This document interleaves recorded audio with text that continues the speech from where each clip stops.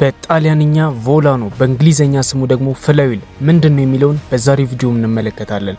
ለመንጃ ፍቃድ ተማሪዎች፣ አውቶሞቲቭ ተማሪዎች፣ ሹፌሮች፣ መካኒኮች እንዲሁም አጠቃላይ ስለ መኪና ማወቅ ለምትፈልጉ ትክክለኛ ቦታ ላይ ነው ያላችሁት።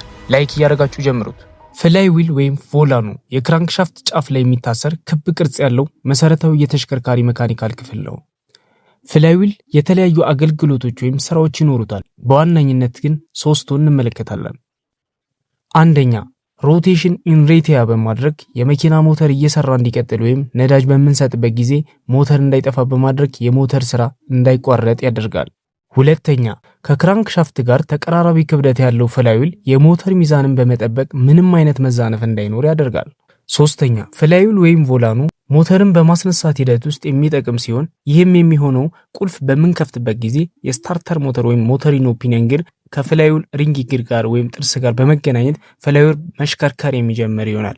በዚህ ጊዜ ከፍላይዊል ጋር የታሰረው ክራንክሻፍት በመሽከርከር ሞተርን የሚያስነሳ ይሆናል ማለት ነው።